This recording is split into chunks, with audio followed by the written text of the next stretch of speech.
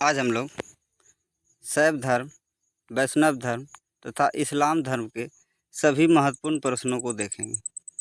तो आइए देखते हैं। पहला क्वेश्चन है, शिवलिंग पूजा का पहला स्पष्ट वर्णन किसमें मिलता है?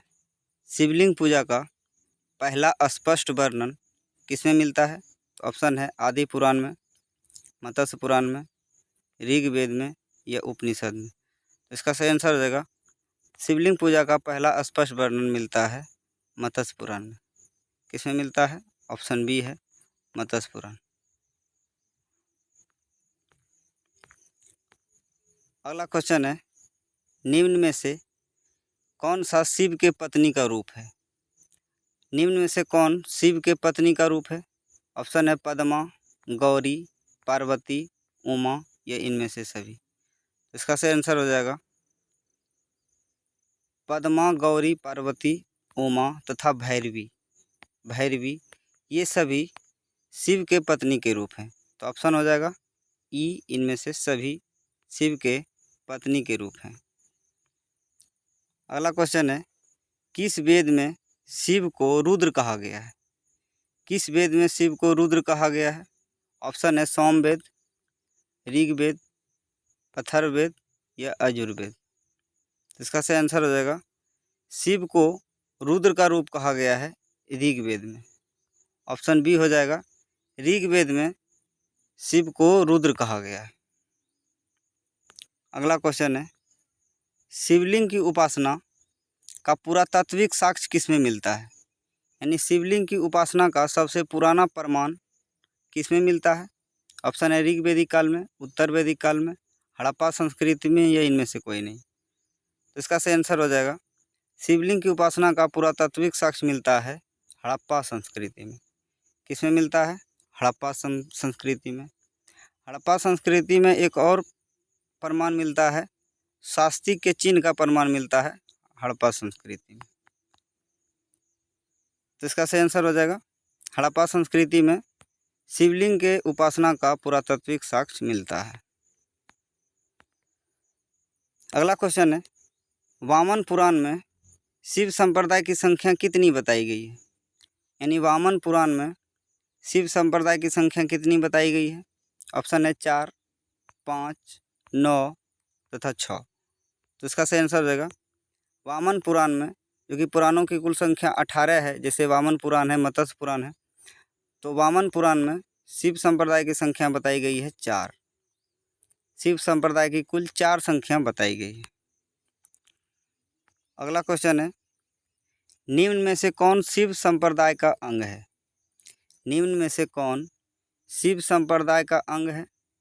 ऑप्शन है कालामुख, लिंगायत, कपालिक, पशुपत या इनमें से सभी। तो इसका सही आंसर हो जाएगा, इनमें से सभी, यानी कालामुख, लिंगायत, कपालिक तथा पशुपत, ये सभी शिव संप्रदाय के ही अंग हैं। तो आंसर हो जाएगा ऑप्शन ई, इनमें से सभी। अगला क्वेश्चन है, किस संप्रदाय के इष्ट देवता भैरव थे? यानी किस संप्रदाय के इष्ट देवता भैरव थे? ऑप्शन है कालामुख, लिंगायत, कपालिक या पशुपत। तो इसका सही आंसर हो जाएगा, कपालिक संप्रदाय के इष्ट देवता थे भैरव। कपालिक संप्रदाय के इष्ट देवता कौन थे? ये है भैरव। ये कपालिक संप्रदाय के इष्ट देवता थे। ऑप्शन सी हो जाएगा भैरव। अगला है, किस संप्रदाय के लोग नर के कपाल में भोजन करते थे? यानी किस संप्रदाय के लोग मानव के कपाल में भोजन करते थे? यह है मानव का कपाल, और इसमें भोजन करते थे और चिताओं का भस्म शरीर में लेपते थे। तो ऑप्शन है कालामुख, लिंगायत, कपालिक या पशुपत। तो इसका सही आंसर हो जाएगा, कालामुख संप्रदाय के लोग नर के कपाल में भोजन करते थे तथा चिताओं का भस्म शरीर में लेपते थे। ऑप्शन ए हो जाएगा कालामुख। अगला क्वेश्चन है, शिव संप्रदाय के सबसे प्राचीन संप्रदाय कौन सा है? तो शिव संप्रदाय के सबसे प्राचीन संप्रदाय कौन सा है? तो इसका सही आंसर हो जाएगा पशुपत संप्रदाय सबसे प्राचीन संप्रदाय है। ऑप्शन डी हो जाएगा पशुपत संप्रदाय। अगला क्वेश्चन है, लकुलिश किस संप्रदाय के संस्थापक थे?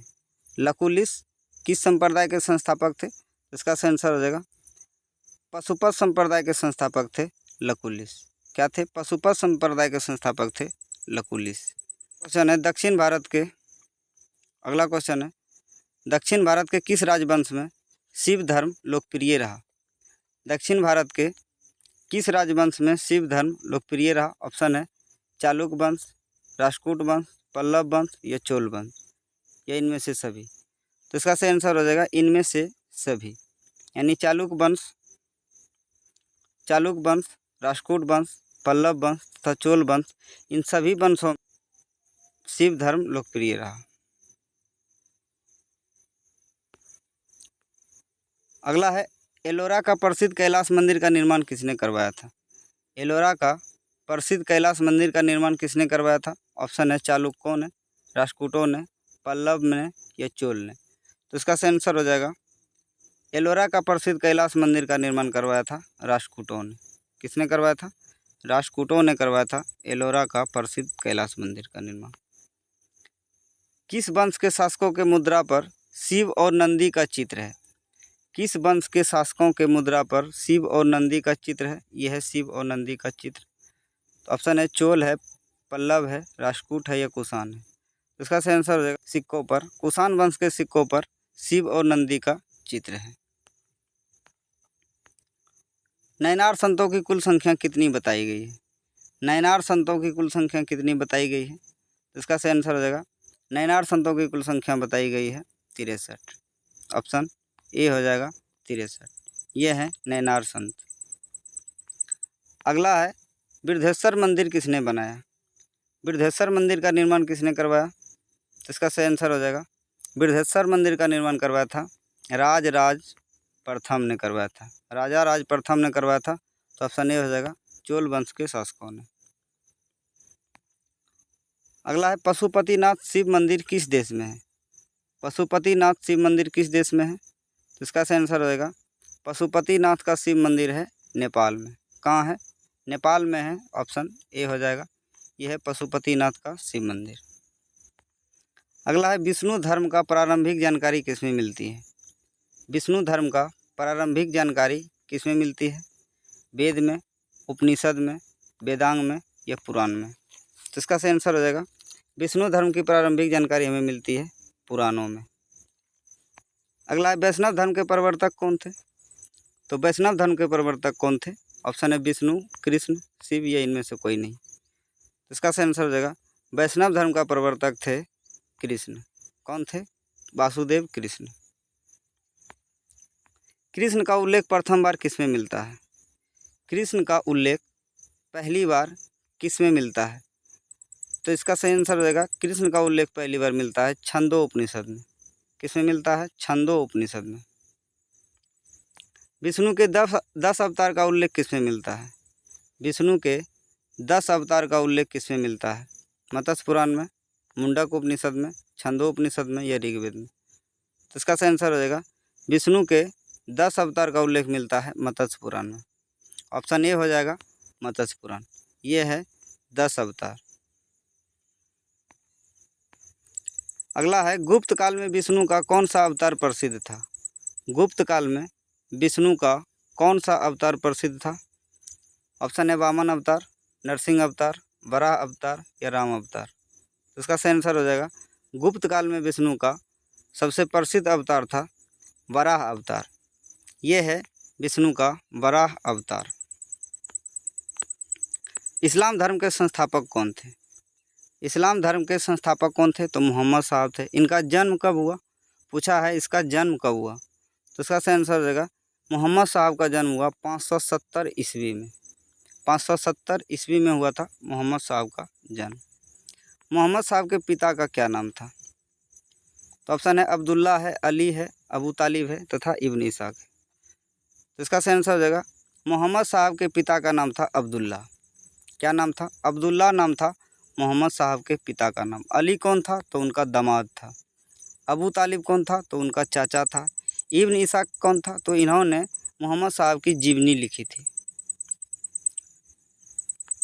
अगला क्वेश्चन है मोहम्मद साहब के माता का क्या नाम था? मोहम्मद साहब के माता का क्या नाम था? ऑप्शन है खदीजा, फ़ातिमा, अमीना या इनमें से कोई नहीं। तो इसका सही आंसर हो जाएगा मोहम्मद साहब के माता का नाम था अमीना। क्या नाम था? अमीना नाम था। खदीजा कौन थी? इनकी पत्नी थी। फ़ातिमा कौन थी? तो इनकी बेटी थी। मोहम्मद साहब को ज्ञान की प्राप्ति कहाँ हुई थी? तो मोहम्मद साहब को ज्ञान की प्राप्ति कहाँ हुई थी? इसका सही आंसर हो जाएगा ऑप्शन है मक्का में, मदीना में, अबादीन में या इनमें से कोई नहीं। तो इसका सही आंसर होगा मोहम्मद साहब को ज्ञान की प्राप्ति हुई थी मक्का के हीरा नामक गुफा में। यह है हीरा नामक गुफा। यहीं पे मोहम्मद साहब को ज्ञान की प्राप्ति हुई थी 610 ईस्वी में। अगला है मोहम्मद साहब के मृत्यु के बाद इस्लाम जगत कितने भागों में बट गए? मोहम्मद साहब के मृत्यु के बाद इस्लाम जगत कितने भागों में बट गए? तो इसका सही आंसर हो जाएगा 2 भागों में बट गए। किस में बट गए? शिया में और सुन्नी में बट गए 2 भागों में।